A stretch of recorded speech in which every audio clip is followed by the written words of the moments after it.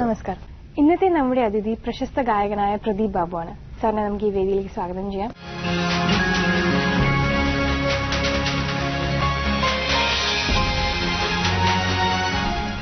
നമസ്കാരം. നമസ്കാരം. അപ്പോ സംഗീതവുമായി ബന്ധപ്പെട്ട ഒരാളെ സംഗീതത്തിൽ നിന്ന് തന്നെ തുടങ്ങാം. ഓക്കെ. പഴയ പാട്ടുകളോടാണോ പുതിയ പാട്ടുകളോടാണോ താല്പര്യം? പഴയ പാട്ടുകളാണ് കൂടുതലും കേൾക്കാൻ. എനിക്ക് രാജസാറിന്റെ പാട്ടുകളൊക്കെ ഭയങ്കര ഇഷ്ടമാണ്. പിന്നെ റഫി സാബ്, കിഷോർ ഇവരൊക്കെ പാട്ടുകൾ കേൾക്കാറുണ്ട്. മലയാളത്തിലാണെങ്കിൽ ബാബുക ഒരുപാട് അങ്ങനെ പഴയ ദേവരാമാഷിന്റെ എല്ലാ പാട്ടുകളും കേൾക്കാറുണ്ട്. പുതിയതും കേൾക്കും. പുതിയ പാട്ടുകളും പഴയ പാട്ടുകളും തമ്മിലുള്ള ഒരു വ്യത്യാസം എന്താണ് തോന്നുന്നത്? പഴയ പാട്ടുകൾ എപ്പോഴും നമുക്ക് എപ്പോഴും നമ്മുടെ മനസ്സിൽ വരും. ഈ പുതിയ പാട്ടുകളിൽ കുറച്ച് പാട്ടുകളൊക്കെ മാത്രമേ നമുക്കിപ്പോ എപ്പോഴും മനസ്സിൽ നിൽക്കുന്നുള്ളൂ. പഴയ പാട്ടുകളാണെങ്കിൽ എല്ലാം നമ്മുടെ മനസ്സിൽ ഇപ്പോഴും കേൾക്കാം. നമ്മളിപ്പോ രാത്രിയൊക്കെ കിടക്കുന്ന സമയത്താണെങ്കിലും ഹെഡ്ഫോണൊക്കെ വെച്ച് കേൾക്കാൻ ഭയങ്കര ഇൻട്രസ്റ്റാണ്. കുറച്ചൊരു മെഡിറ്റേറ്റീവ് മൂഡ് കിട്ടുന്ന പാട്ടുകളാണ്. തീർച്ചയായിട്ടും. റിലാക്സ് ചെയ്യാൻ പറ്റും. ഫേവറേറ്റ് മ്യൂസിക് ഡയറക്ടർ എന്ന് വെച്ച് കഴിഞ്ഞാൽ പെട്ടെന്ന് എല്ലാരും പറയുന്നത് രാജസാറിന്റെ പേരാണ് എല്ലാരും പറയുന്നത്. അതന്നെ എനിക്കും രാജസാറിന്റെ പാട്ടുകൾ ഭയങ്കര ഇഷ്ടമാണ്. ഒത്തിരി പാട്ടുകൾ രാജസാറിന്റെ പാട്ടുകൾ കേൾക്കാറുണ്ട്. പൊതുവെ ഒരു ഫോക്ക് സ്റ്റൈൽ മ്യൂസിക്കിനോടാണല്ലേ താല്പര്യം? രാജസാറിന്റെ പല ഒരു ഫോക്ക് നമ്പേഴ്സ് ഉണ്ട്. എന്നാലും അദ്ദേഹത്തിന്റെ ഫോക്ക് നമ്പേഴ്സ് എനിക്ക് വളരെ ഇഷ്ടമാണല്ലേ. ഓക്കെ, ശരിയാണ്. ഞാൻ വളരെ മെലഡീസ് ആയിട്ടുള്ള പുള്ളിയുടെ പാട്ടുകൾ കേൾക്കാറുള്ളത്. മലയാളത്തിൽ എനിക്ക് തോന്നുന്നു മലയാളത്തില് ദാസാർ, പിന്നെ ഒരു എല്ലാ പാട്ടുകാരും ജയേന്ദ്രൻ സാറിന്റെ പാട്ടുകൾ കേൾക്കാറുണ്ട്. ഫസ്റ്റ് പാടിയ പാട്ട് വളരെ ഹിറ്റായൊരു പാട്ടായിരുന്നു. തീർച്ചയായിട്ടും എനിക്ക് ഭയങ്കര ബ്രേക്ക് തന്ന ഒരു സോങ് ആണ്. പക്ഷെ ഞാൻ ഒറ്റയ്ക്കല്ല പാടിയിരിക്കുന്നത്.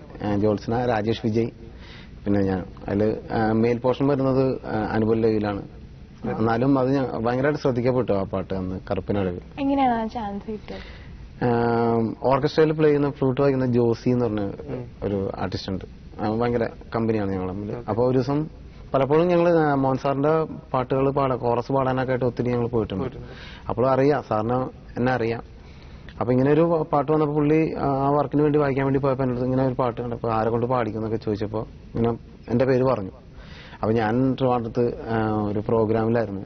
പെട്ടെന്ന് വിളിച്ചിട്ട് പറഞ്ഞു വേഗം വരണം, ഇങ്ങനെ ഒരു പാട്ട് പാടാനുണ്ട്. അങ്ങനെ പോയി പാടി, ഇഷ്ടമായി. അപ്പൊ സാറ് പാടുന്ന സമയത്ത് രാജേഷ് വിജയും ഞാനും ഉണ്ടായിരുന്നു.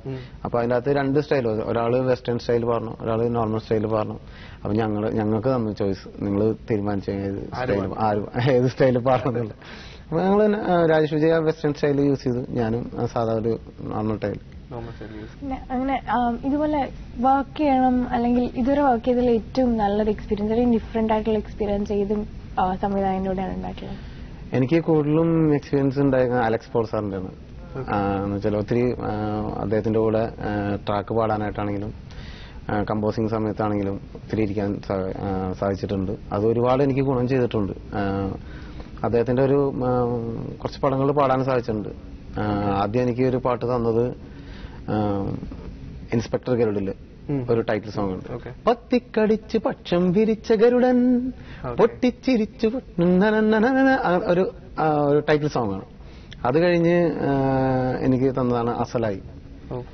അസലായി അസലായി നീ റോസാ പൂവഴക്. അത് ഞാനും ലിജി ഫ്രാഗ്രൻസും ചേർന്ന് പാടിയത്. അത് ശരിക്കും പറഞ്ഞ ഒരു കറുപ്പിനഴകിന് ശേഷം ഒരു 5 വർഷത്തിന് ശേഷം എനിക്കൊരു ബ്രേക്ക് തന്നൊരു സോങ് ആണ്. അതുകൊണ്ട് ഒരുപാട് ഗുണം ചെയ്തായിരുന്നു.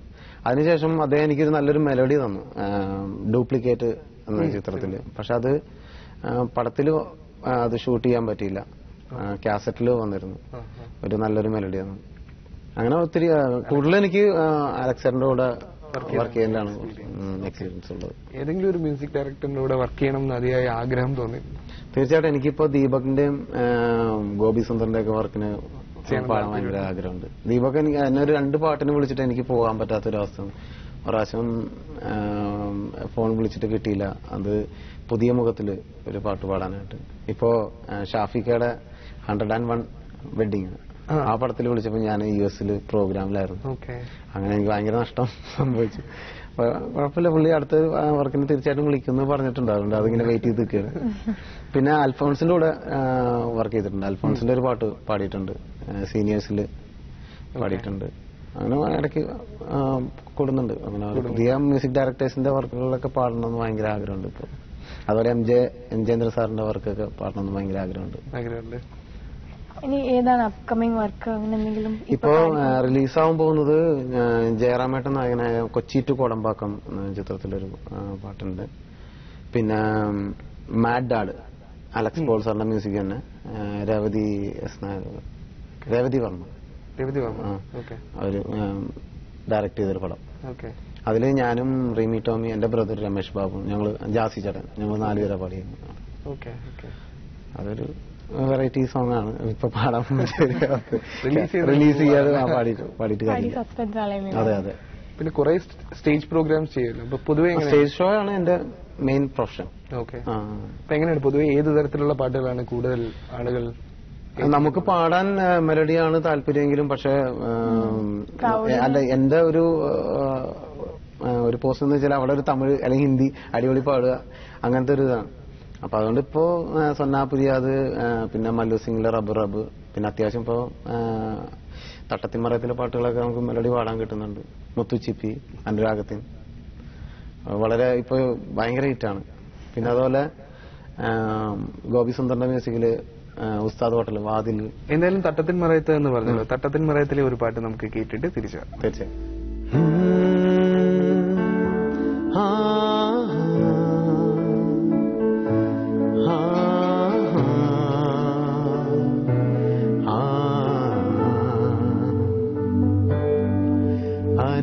അനുരാഗത്തിൻ വേളയിൽ വരമായി വന്നൊരു സന്ധ്യയിൽ മനമേ നീ പാടൂ പ്രേമാരം.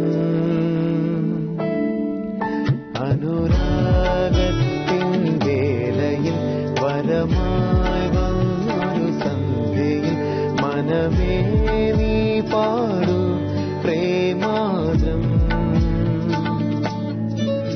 പുലയുന്നുണ്ടെൻ നെഞ്ചകം അവളീ മണ്ണിൻ വിസ്മയം, ഇനി എന്റെ മാത്രം, എന്റെ മാത്രം. അനുരാഗത്തിൻ വേളയിൽ വരമായി വന്നൊരു സന്ധ്യയിൽ മനമേ നീ പാടൂ പ്രേമാദ്രം. സായബാ സായബാ സായബാ സായബാ സായബാ സായബാ സായബാ. ക്ലാസിക്കലായിട്ട് പഠിച്ചിട്ടുണ്ടോ? പഠിച്ചിട്ടുണ്ട്. ഞാന് ചെറുപ്പത്തില് ഒരു 10ാം ക്ലാസ് വരെ പഠിച്ചിട്ടുണ്ട്. അതിന് പിന്നെ ബ്രേക്കായി.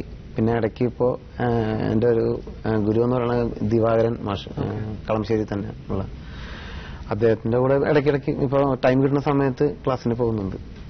കണ്ടിന്യൂസ് ആയിട്ട് പോകാൻ പറ്റും പ്രോഗ്രാംസ് എല്ലാം ആയിട്ട്. പ്രോഗ്രാം പിന്നെ മടി.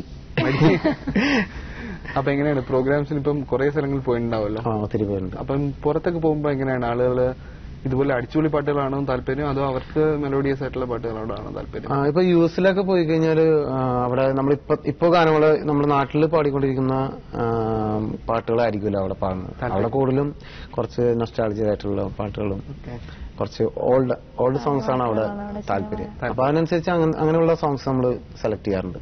കൂടുതൽ പ്രോഗ്രാം ചെയ്യുന്നത് എവിടെയാണ്? വെസ്റ്റിലോട്ടാണോ അതോ? ഞാൻ കൂടുതലും ദുബായ്, കുവൈറ്റ്, അങ്ങനെയുള്ള ഗൾഫ് രാജ്യങ്ങളിലാണ് കൂടുതലും. അവർക്കും പൊതുവെ നൊസ്റ്റാൾജിയുള്ള പാട്ടുകളോടായിരിക്കും. അല്ലല്ല, അവിടെയൊക്കെ ഇവിടെ നമ്മുടെ നാട്ടിൽ പരിപാടി ചെയ്യുന്ന പോലെ തന്നെയാണ്. ഇപ്പൊ ഏത് പാട്ടുകളാണെങ്കിൽ ഇപ്പൊ നമ്മളിവിടെ പാടാത്ത ചില പാട്ടുകൾ, പുതിയ പാട്ടുകൾ അവിടെ ചോദിക്കാറുണ്ട്. പ്രത്യേകിച്ച് ഹിന്ദി പാട്ടുകൾ. ഹിന്ദി സോങ്സ് ഒക്കെ നമ്മള് ഇവിടെ നിന്ന് ചിലപ്പോ ഇവിടെ റിലീസായിട്ടുണ്ടാവുള്ളൂ. ചിലപ്പോ അവിടെ വരുമ്പോ ആ പാട്ട് പാടുന്നില്ലേ എന്നൊക്കെ ചോദിക്കും. അങ്ങനെ അവിടെ ഒരു മറക്കാനാവാത്ത ഒരു അനുഭവം പറയാമോ സ്റ്റേജിൽ പ്രോഗ്രാം ചെയ്തതിന്റെ? തീർച്ചയായിട്ടും ഉണ്ട്. എന്ന് വെച്ചാല് ഞാൻ US ഷോ ചെയ്തോണ്ടിരിക്കുമ്പോ KS പ്രസാദിന്റെ ഞങ്ങളൊരു വേൾഡ് ടൂർ ചെയ്തായിരുന്നു. അപ്പൊ US പ്രോഗ്രാം നമ്മൾ പാടിക്കൊണ്ടിരിക്കുന്ന സമയത്ത് ഓഡിയൻസിന്റെ ഇടയിലൊക്കെ പോയി പാടുന്ന ഒരു പരിപാടികളുണ്ട്. അപ്പൊ ഇങ്ങനെ പാടിക്കൊണ്ടിരിക്കുന്ന ഒരാൾക്ക് ഭയങ്കര സംശയം, നമ്മളിങ്ങനെ ലിപ്പ് കൊടുക്കുന്നതാണോ പ്ലസ് ഇട്ടിട്ട് നമ്മൾ പാടുന്നതാണോ. പുള്ളി ഞങ്ങളെ കയ്യിൽ നിന്ന് മൈക്ക് മേടിച്ചു. പാടിക്കൊണ്ടിരിക്കുന്ന സമയത്ത് മൈക്ക് എടുത്ത് തട്ടിപ്പറിച്ച് മേടിച്ചു. അപ്പം ഇത് കട്ടായി, വോയിസ് കട്ടായി പാടാൻ പറ്റും. ഞാൻ ചോദിച്ചിട്ട് പുള്ളി തരുന്നില്ല മൈക്ക്. പുള്ളിയുടെ ഡൗട്ട് ക്ലിയർ ചെയ്യാൻ വേണ്ടിയാണ് പുള്ളി അത് ചെയ്തത്. പിന്നെ ലാസ്റ്റ് പുള്ളി വന്നിട്ട് സ്റ്റേജ് അവിടെ വെച്ച് തന്നെ സോറിയൊക്കെ പറഞ്ഞ് ഞങ്ങളിങ്ങനെ ഒരു ചിലവ് അങ്ങനെ ചെയ്യുന്നുണ്ട്, അതുകൊണ്ട് ഞങ്ങളൊരു ഡൗട്ടിന് വേണ്ടി ചോദിച്ചാണ്. അങ്ങനെ അതൊരു ഭയങ്കര അനുഭവം. ടെൻഷനായി കാണുമല്ലോ. ഭയങ്കര ടെൻഷനായി കാണും. തീർച്ചയായിട്ടും. എന്ന് വെച്ചാൽ പെട്ടെന്ന് നമ്മളൊരു ഷോ ചെയ്തോണ്ടിരിക്കുമ്പോൾ ഒരു ബ്രേക്ക് ആവുന്ന പറഞ്ഞാൽ നമുക്കും കൂടി അതൊരു ടെൻഷൻ വരുന്ന ഒരു കാര്യം തന്നെയാണ്. എങ്ങനെയാണ് ഈ സംഗീതത്തിലേക്ക് വരാൻ? കൊച്ചിലെ തൊട്ടേ പാട്ട് പഠിക്കുമായിരുന്നോ അതോ? പാട്ട് ഞങ്ങൾ ഫാമിലി മൊത്തം എല്ലാവരും പാട്ടുകാരാണ്. പക്ഷെ പ്രൊഫഷണൽ ആയിട്ട് വന്നത് ഞാനും എന്റെ ബ്രദറാണ് എന്നെ ഈ ഫീൽഡിലേക്ക് കൊണ്ടുവരുന്നത്, രമേഷ് ബാബു എന്ന് പറഞ്ഞു. പുള്ളിക്ക് അങ്ങനെ അന്ന് ഗാനമുള്ള ഷോസിൽ പുള്ളിക്ക് ഒരു ദിവസം ഇങ്ങനെ പാടാൻ പോകാൻ പറ്റാണ്ട് വന്നപ്പോ ഞാനിങ്ങനെ ഇടയ്ക്ക് ഇങ്ങനെ ഇത്തിരിയൊക്കെ പാടി വരുമായിരുന്നു. അപ്പൊ പറഞ്ഞു നീ എന്നാ ഒരു ദിവസം നീ ഇന്നൊരു പ്രോഗ്രാം ഉണ്ട് ചെല്ല്. അങ്ങനെയാണ് പുള്ളിയാണ് എന്നെ ഈ ഫീൽഡിലേക്ക് കൊണ്ടുവരുന്നത്. ഏകദേശം ഒരു 16-17 വർഷത്തോളമായി ഈ ഫീൽഡ്. കുടുംബത്തെ കുറിച്ച്?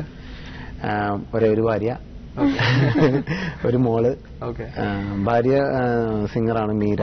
ഇപ്പൊ കൈരളിയില് ഷൂട്ട് ആൻഡ് ഷോ ഒക്കെ ചെയ്യുന്നുണ്ട്. കുറച്ച് ഇപ്പൊ അടുത്ത് പ്രോഗ്രാം ഒക്കെ ചെയ്യുന്നുണ്ട്. പ്രോഗ്രാമിന് ഇപ്പൊ പോകുന്നുണ്ട്. മോള് ഗൗരി ലക്ഷ്മി, 1.5 വയസ്സ്. അച്ഛനമ്മ, ചേട്ടൻ, അനീതി.